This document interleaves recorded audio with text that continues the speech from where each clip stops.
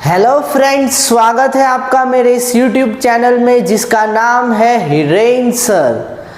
आज हम डिस्कस करने वाले हैं पेटी कैश बुक का प्रैक्टिकल सम। लास्ट क्लास में हमने इसकी थियरी पढ़ी थी, आज हम एक सम सॉल्व करने वाले। तो चलिए शुरू करते हैं। सबसे पहले हम सारे ट्रांजैक्शंस रीड करते हैं। ड्यू फॉर पेटी कैश यानी पेटी कैशियर को पैसे मिले हैं हेड कैशियर के पास से 5000।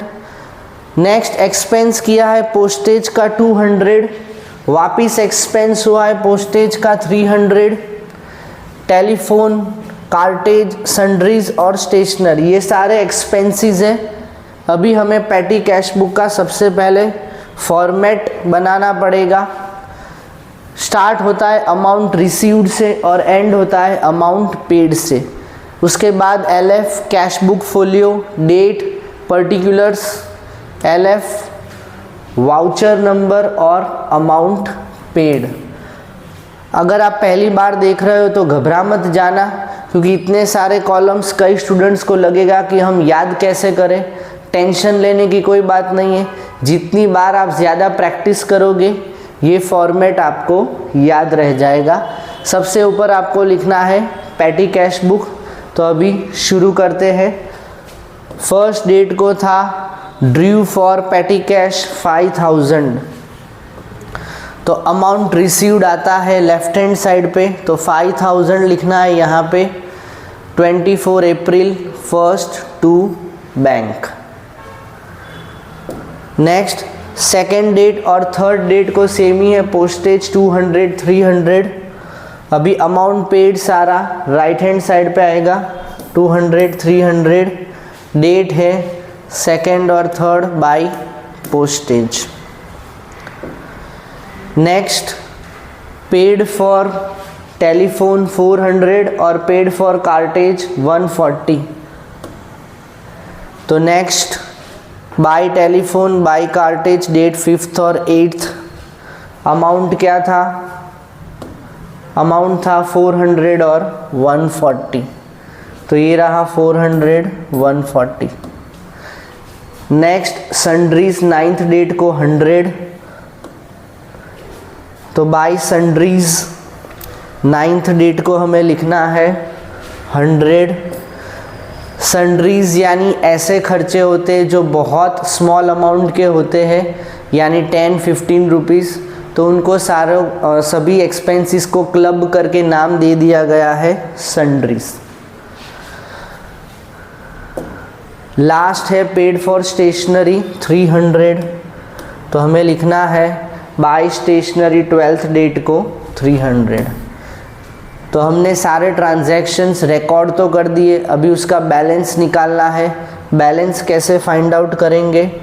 तो आपको जो आपके पास पेटी कैशियर के पास 5000 रुपीज़ थे, उसमें से ये सारे एक्सपेंसेस लेस करने हैं 300 तक। तो आपके पास बैलेंस रहेगा 3560 यानी 3560।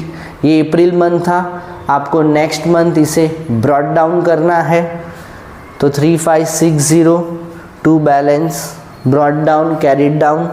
अगर ये नॉन इम्प्रेस्ड सिस्टम होता, वापस बोल रहा हूँ, अगर ये नॉन इम्प्रेस्ड सिस्टम होता तो सम यहाँ तक राइट था। पर अगर एग्ज़ाम में आपको बोले कि prepare petty cash book as per imprest system, तो आपको क्या करना है? शुरुआत में आपके पास कितने थे? 5000। वापिस 5000 का बैलेंस आपको मेंटेन करना ही पड़ेगा, यानी शॉर्टफॉल जो भी होगा वो 1440 वापस लिखना होगा और वो उतना पैसा आपको वापस हेड कैशियर आपको देगा। पूरा सम वापस रिवाइज करवा देता हूँ कि हमने कौन सी इम्पॉर्टेंट चीज़ें पढ़ी। सबसे पहले पेटी कैश बुक में आपको ये फॉर्मेट पे सबसे ज़्यादा ध्यान देना है। Amount received LF, cash book date, particulars LF, voucher number और अमाउंट पेड। अगर पैसे आ रहे हैं पेटी कैशियर के पास तो लेफ्ट हैंड साइड, पैसे जा रहे हैं तो राइट हैंड साइड। पर्टिकुलर्स में आपको डिटेल्स लिखनी है।